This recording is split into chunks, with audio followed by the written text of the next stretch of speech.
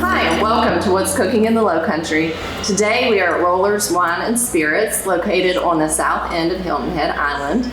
And I have the pleasure of being joined today by Stephanie. How are you today? I'm doing well. How are you? Wonderful. I'm great. You have a very special treat in store for us today, and I'm super excited because this is one of my favorites. But first, tell me a little bit about Rollers, because you guys are really a one-stop shop here at this location. Yes, absolutely. We are originally a retail shop, so you can come in and definitely pick up a case, but we also have an on-premise license, so you can sit down, you can enjoy some wine here. We have a beautiful large patio. Yeah. So if you want to get a little time away, a little time to yourself, that's really important right now. You can come and enjoy here. You can pick up any of these things to make your own cheese board that I'm going to demonstrate today, but we can also do that for you and take it to go. We can do gift baskets, gift cards. And you guys even do like parties, like yes. We will rent out the beautiful rooms we have for little private parties.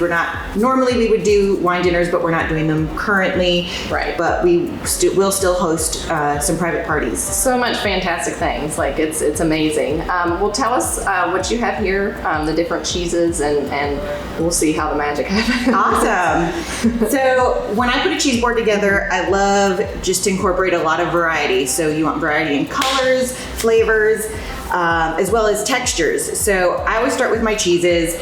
This is a Green Hill. It's a cow's milk cheese, bloomy rind out of Georgia. Super creamy inside. It's delicious. And then I have a little blue, a Roquefort here. Ooh, I love that. And then we're gonna do, this is my goat's milk aspect. It's washed on the rind with some red wine, so that gives you a little pop of color. And then of course a little 11-year aged cheddar, which is awesome. And I did that in little cubes, and because it's so aged, it gets that kind of little crumbly effect. So I get my cheeses on there. That's already looking beautiful. And then it's really, people just overthink this. You really don't have a lot to think about. I just fill it in with all these awesome other things, and just kind of plop it on. It's not that intense. So these are Marcona almonds, which I love. Those are one of my favorites. Yeah, they're so addicting. Mm-hmm. And then we have some awesome prosciutto here, which we sell. It's pre-sliced, so you don't have to worry about using a knife or anything with that. And then this is one of the salami. I personally like to cut my own salami because I think it just adds this awesome little rusticity. Yeah, rustic look.